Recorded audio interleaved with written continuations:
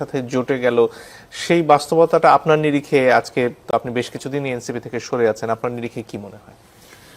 প্রথমত বিষয় হলো এনসিপি কিছু কমিটমেন্টের উপর দাঁড়িয়েছিল। এনসিপি পার্টিটা কিভাবে দাঁড়াবে, তার ইকোনমিক্যাল থিসিস, তার রাষ্ট্রকল্প কিরকম হবে, এগুলো একটা সময়ের বিষয় ছিল, এটা আমরা জানতাম যে এটা তো সহজ না, আমরা এত সহজে একটা জায়গায় মোল্ড হয়ে যেতে পারবো না, আমাদের সময় লাগবে। কিন্তু আমাদের কিছু বেসিক মানে কমিটমেন্ট ছিল যে আমরা আসলে সেই পুরাতনদের পার্ট হব না। আমরা হয়তো বা দরকার পড়লে ইলেকশনে সিট পাবো না, আমরা দরকার পড়লে কোনোভাবে ইলেকশনে স্ট্যান্ড করতে পারবো না, হয়তো আমরা একবারে ঝড়ের মতো উড়ে যাব, কিন্তু আমরা আমাদের বয়ানে ঠিক থাকবো, যেন মানুষ কমসে কম বলতে পারে যে আমরা আমাদের ফ্যাক্টসগুলোতে ঠিক আছে। এবং দেখেন এই পজিশনটা যখন এনসিপির ছিল সেই সময় আমরা জুলাই পদযাত্রা করে আসছি। জুলাই পদযাত্রার সময় আমি দেখছি যে সারা বাংলাদেশের মানুষের কি পরিমাণ ভালোবাসা, মানে সারা বাংলাদেশের মানুষ প্রত্যেকটা জেলায় কি পরিমাণ মানুষজন শুধু আগ্রহে দেখে বসে রয়েছে যে কখন আসবে আমি তো দেখবো। এই যে মানুষের যে ভালোবাসা, মানুষের যে অ্যাপ্রিসিয়েশন, এই অ্যাপ্রিসিয়েশনের উপর তো ভরসা রাখতে হইতো। যে একটু আগে আপনি যেটা বললেন নিরাপত্তা প্রসঙ্গ বা অন্যান্য যে বিষয়, বা আমি আমার প্রথম আলাপেও যেটা করছি, আপনার তো জনগণের উপর ভরসা রাখতে হবে। আপনি জনগণের উপর ভরসা না রেখা আপনি যতবার ভাববেন যে আমি কিছু একটা করবো জনগণ আমার পিছে আসবে, এটা তো একটা ভুল রাজনীতি। আপনার তো জনগণের উপর ভরসা রাখতে হবে। জনগণ যখন আপনাকে এই ভালোবাসাটা দেখাইলো, এই ভালোবাসাটার প্রতি তো আপনার ভরসা রাখার তখন তাদের কি করা উচিত ছিল?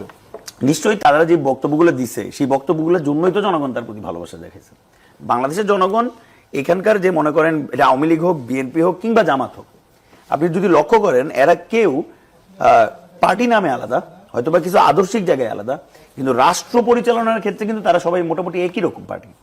তাদের ইকোনমিক্স একই রকম, তারা অর্থনীতি চালাবে একই রকম, তারা মৌলিক অধিকারের প্রশ্নে এগুলোকে ব্যবসা হইতে দিবে, তিনও পার্টি ব্যবসা করতে দিবে, তাদের এগুলো নিয়ে কোনো প্রবলেম নেই। মানে পলিটিক্সে কেউ কিন্তু আলাদা না। জনগণ কিন্তু ভরসা করছিল এনসিপি কে এই কারণেই যে তথাকথিত এই পার্টিগুলোর বাইরে হয়ে আসা তারা এমন একটা রাষ্ট্রকল্প আনবে যে রাষ্ট্রকল্পটা হয়তো বা আরো বেশি মানবিক হবে। ভাইয়ের এই কথার সাথে আমি একমত যে জুলাইয়ের আসলে কোনো সিঙ্গেল এজেন্ডা ছিল না। আপনি জুলাইয়ের একটা কথা দিয়ে কোনোদিন আটকাতে পারবেন না, কিন্তু জুলাইয়ের একটা ড্রিম ছিল, যেটারে আমি নিজে বলি আর কি, যেটা জুলাই ড্রিম ছিল যে আমি একটা আরেকটু মোর কমফোর্টেবল প্লেসে আমি বাঁচবো, মানে আমি একটু কম চিন্তা করতে হবে আমার। মানে আমি মনে করেন আমার মনে আছে শেখ হাসিনার সময় যে শেষ ঈদ ছিল, তো ঈদের দিন আমার বাসা একদম গোরান বাজারে, তো ঈদের 2 দিন আগে থেকে আমি শুনি সেমাই নাই, পুরো বাজারে কোনো সেমাই নাই। এবার ঠিক ঈদের আগের দিন সন্ধ্যাবেলা সেমাই আসলো, 60 টাকার সেমাই হয়ে গেল 500 টাকা, কোনো জায়গায় 350 টাকা, কোনো জায়গায় 450 টাকা। এবং এরকম একটা সোসাইটিতে তো মানুষ বসবাস করতে পারে না। আপনার পরের দিন উৎসব, আপনি আপনার পরিবার নিয়ে উৎসব করবেন, সেই সময় পুরো সিন্ডিকেট নামে পড়তে হলো কত টাকা সে তুলে নিয়ে আসতে পারে। জি, নির্বাচনে একটা বড় হিসেব হচ্ছে গিয়ে আওয়ামী লীগের ভোটগুলো আসলে কোথায় যাবে। আগের হিসেব যদিও 15-17 বছর আগের হিসেব, তখনও তাদের 30-33% মতো ভোট ছিল, এবং বিএনপি জামাত পরস্পরের বিরুদ্ধে অভিযোগ করছেন যে তারা দুই দলই জামাতকে আশ্রয় দিচ্ছেন এবং তাদেরকে দলে টানার জন্য, ভোটটা তাদের বাক্সে নিয়ে আসার জন্য নানান ধরনের কৌশলের আশ্রয় নিচ্ছেন। সব মিলিয়ে এই কাজগুলো আসলে দিনের শেষে কি ফলাফল বয়ে আনবে? এখন এটা তো আসলে মনে করেন যে রাজনৈতিক ময়দানে একদম মানে 5ই আগস্টের পর থেকেই এই আলোচনাটা কিন্তু নানানভাবেই শুরু হয়ে গেছিল যে আসলে আওয়ামী লীগের তো একটা ভোটার পুল আছে, এটা খুবই সিম্পল। ফিরোজ ভাই যেটা বলছেন যে বাংলাদেশে তো আসলে মূলত ভোটের রাজনীতি, মাস পলিটিক্সের রাজনীতিতে আসলে আওয়ামী লীগ ভার্সেস বিএনপি বা ধানের শীষ ভার্সেস নৌকাটাই বাংলাদেশের সবচেয়ে বেসিক আউটলাইনটা ছিল মোটামুটি একটা লম্বা সময়। তো সেই জায়গা থেকে আপনার মনে করেন যে আওয়ামী লীগের ভোটটা কে পাবে বা নৌকারে যারা ভোট দিত তারা আসলে কোন দিকে ভোট দিবে, এই বিষয়টা একটা গুরুত্বপূর্ণ পয়েন্ট তো অনেক আগে থেকে।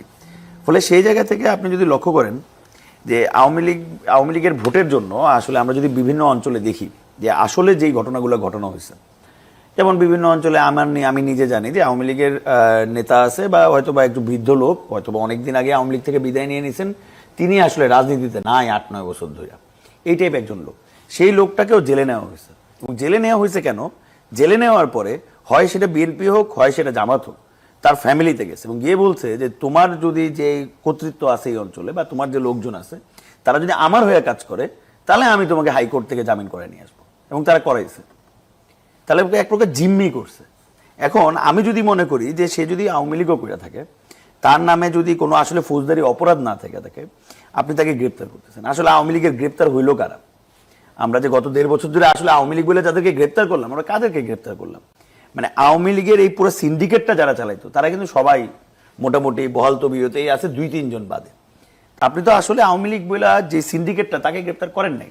ফলে এখানে যে গ্রেপ্তারটা হয়েছে ডেভিল হান্ট এই বইলা সেই বইলা, এটা আসলে এই ভোটগুলারই মেকানিজমের খেলা ছিল, কে কাকে ভয় দেখাইতে পারবে, কে কাকে কন্ট্রোলে আনতে পারবে।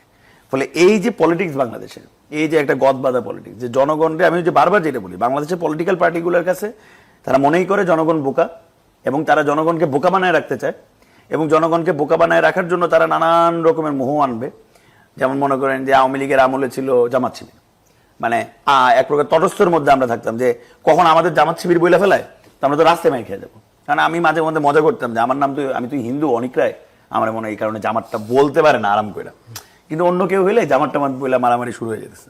তো এই যে একটা দেখেন, এটা কিন্তু আসলে আওয়ামী লীগের কিন্তু মূল লক্ষ্য এটা ছিল না, তার কিন্তু মূল লক্ষ্য ছিল যেখানে একটা ক্রনিক ক্যাপিটালিজম, এমন একটা সিন্ডিকেট বানানো যেটা এখানে টাকা তৈরি করবে, টাকা বিদেশ নিয়ে যাবে, টাকা তৈরি করবে, টাকা বিদেশে নিয়ে যাবে। একদম ঠিক সেম পলিসিতে আপনি যদি লক্ষ্য করেন, আমরা ওই রাজনীতি থেকে সরে আসতে পারিনি। আমরা হয়তো ওইখানে বাঙালি জাতীয়তাবাদ বলছি, জামাত শিবির বিরোধী আলাপ করছি, মানে আওয়ামী লীগ করছে 17 বছর, আমরা আবার নতুন করে একটা ফ্লো তৈরি করছি। এটা একবার আধিপত্যবাদ, একবার জুলাই গাদ্দার, নানান কিছু বইলা আমি রাজনীতিকে আসলে ভোলাটাইল করছি, যেন মূল পয়েন্ট জুলাইয়ের মানুষের মূল চাহিদা সেগুলো পিছিয়ে চলে যায়, এবং সেই যে স্টাবলিশমেন্ট, সেই যে সিন্ডিকেট, সেই সিন্ডিকেট জন্য বাইচা থাকে। ফলে বাংলাদেশের রাজনীতির আসলে কোনো প্রকার বেসিক চেঞ্জ গত 1.5 বছরে। ধন্যবাদ।